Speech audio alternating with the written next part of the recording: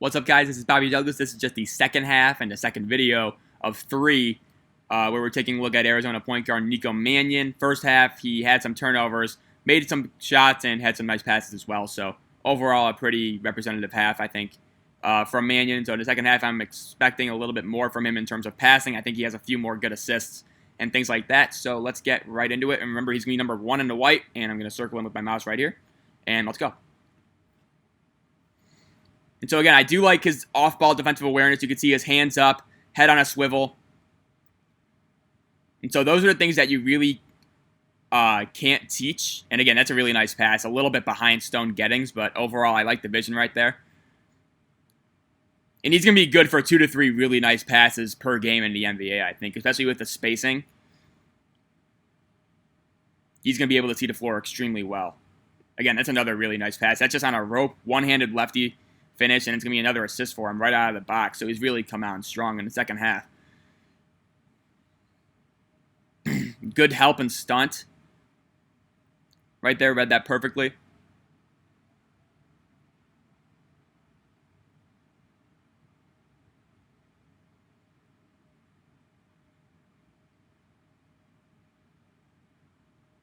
Get it to Mannion. Let's see what he does here. Again, nice shot fake. Let's see what he does. Immediately. Let's see if they hit it. Yeah, really nice play from Mannion right there. Gets a shot fake, brings in that second help defender from the weak side, immediately kicks it out to Dylan Smith, who knocks down the open three. All set up because of Mannion. And again, he's really come out strong in terms of seeing the floor in the second half. Again, here's a shot fake. And yeah, you can see he's really being the straw that stirs the drink in this half early. Let's see. Oh, yeah, that's a nice play. Maybe he should have gone up with that by himself, but I like the unselfishness that Mannion displayed there.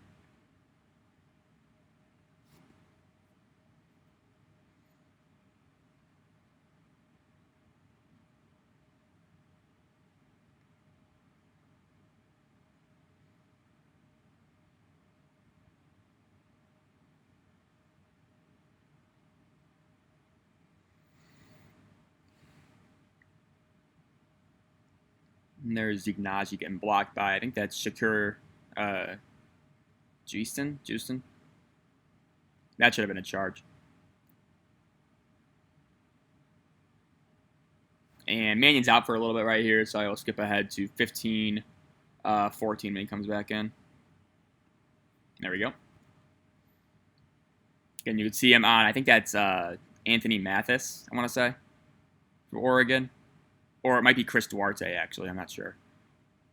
I don't really know the numbers for Oregon. So right there, good contest from Mannion. Again, was sitting in help, and then he immediately got out there and got out and contested that three-pointer. Ended up being an air ball. Nice play from Mannion. And here he is running the show.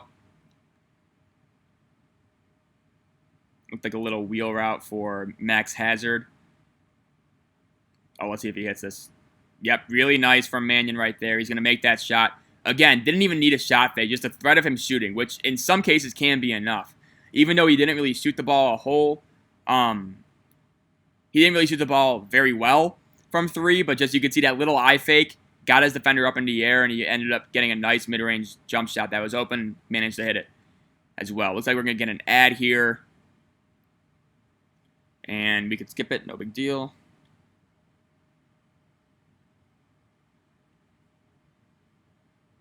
And there we go. And so again, here he is. Again, moves his feet pretty well on defense. Fights through screens better than I would expect for somebody with his frame. And again, he does hustle. He's a hard worker. He's got all the intangibles you need.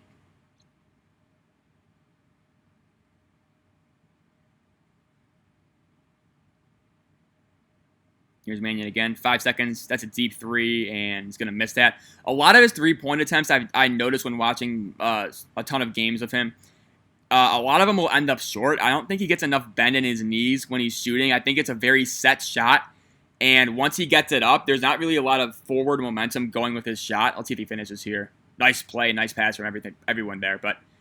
And again, it looks like he's just kind of jumping straight up without really getting a whole lot of bend in his knee. And I think that is it's not a cause for concern, but I think it explains why he ends up short on a lot of his three-point attempts. Because it's a pretty good release, but he stops up here, and it kind of erases all upward momentum going into that shot.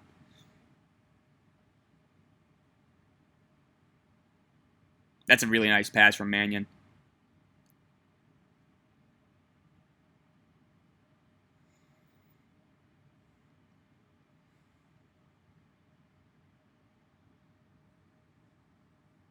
That's pretty good defense from Mannion. Nothing really you could do there, I would say.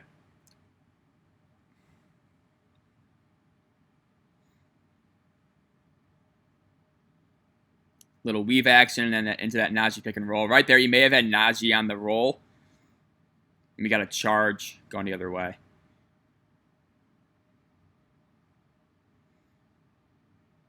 Again, good job stunting and helping.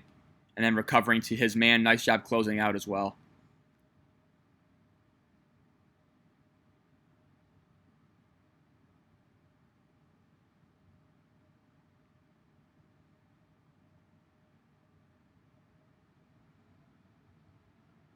Ooh.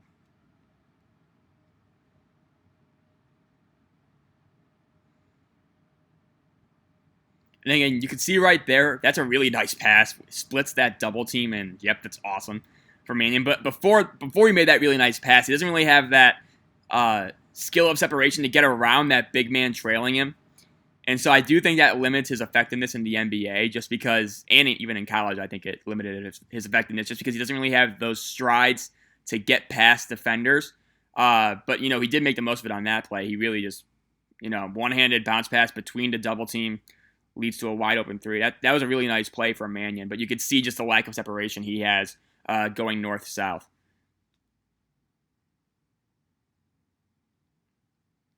And it's almost a turnover.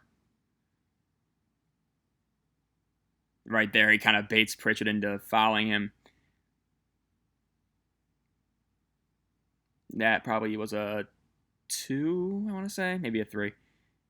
See him shoot free throws. Going to miss that first one. He was a 79.7% free throw shooter. So, again, the percentages are one thing, but, his shot is far from broken. I think he can really turn into a solid NBA three-point shooter. Not worried about that at all. Missed 2 of those. Damn. But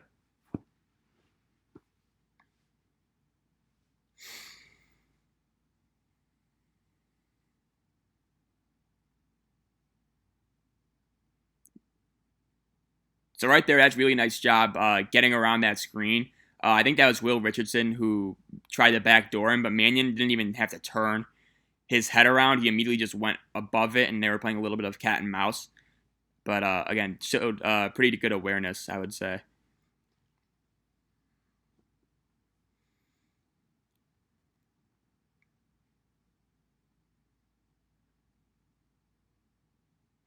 So again, there's that screen and roll with Najee that they like to run. Then they'll have Stone Gettings usually lift from the post for a pick and for just a pop out opportunity. That's a nice play from Josh Green, even though that was far from intentional.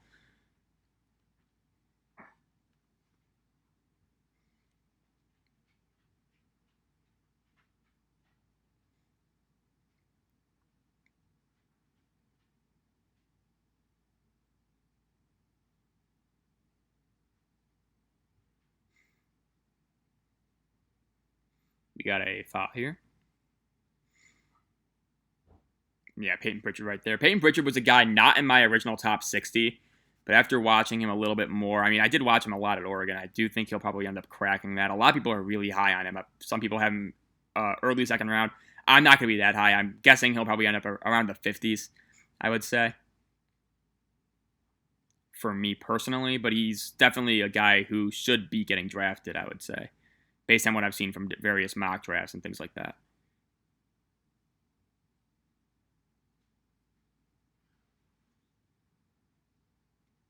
So, man, he's going to cut through. Looks like he's going to set a back screen then into a flare. I love that play from Arizona. Let's see what he does. So, late second creation. And, again, that's not really on him. I think it might have gotten deflected, and good job from Pritchard just kind of knowing where that ball was going. But again, doesn't really have the late clock shot creation that you really would hope for in a lead guard, I would say. And that's why I don't really buy him as a starter in the NBA. I see him more of a guy who can be a spark plug off your bench, make some good passes, knock down an open three or two, and just contribute defensively. But I'm not really sure I see the starter upside in him that many seem to.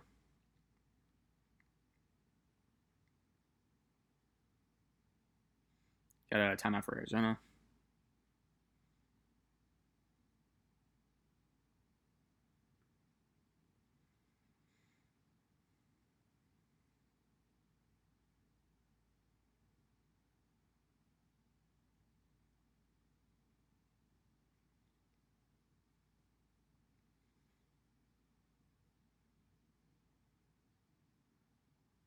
Ooh, he may have had a window right there.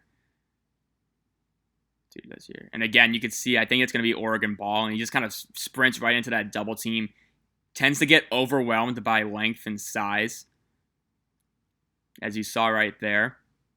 And then, so a lot of his turnovers will come when he's just kind of being pressured by a longer defender and when he's trying to make a home run play when he should just be going for singles and doubles. And again, it comes down to just that inability to really get separation, and that's just kind of how he's built. Because he's not super quick with the ball in his hand, so he's not a guy who can really just slice and dice bigger defenders. He's a guy who I think in the NBA is gonna have to rely more on his basketball IQ and just overall craftiness rather than his blow by speed. And so that is worrisome at times. But, a lot of guys in the NBA, especially backup point guards, they don't have that blow-by quickness. So that's why I'm kind of in on him as a backup point guard, but not really as a starter. And you saw right there just that inability to really just create something out of that double team, and it's going to be a turnover. So we got a foul right here.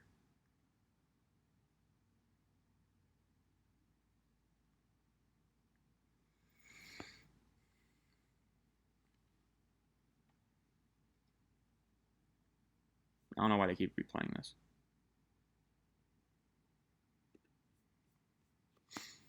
So again, this game does go into overtime, so there will be a third video. It'll be pretty short.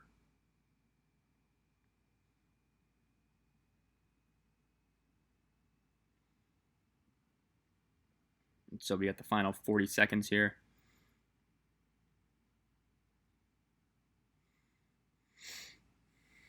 Running the same play, we're looking to get Nico open on like a little pin down. That's a nice pass from Mannion. Again, just seeing the floor really well.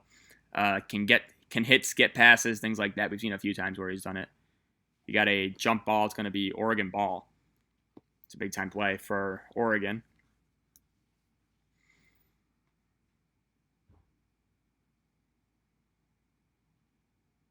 That should have been finished.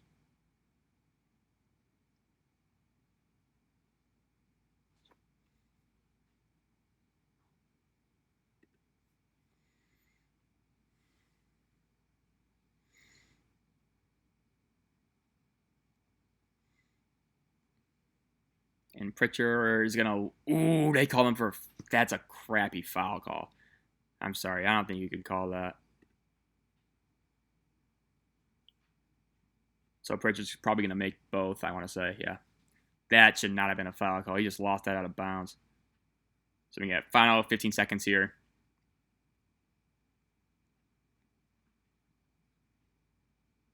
And here's Mannion with 7 left.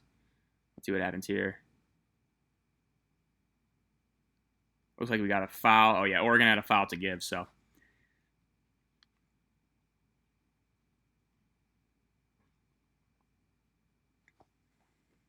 And there's another foul. I think they're shooting that time, right?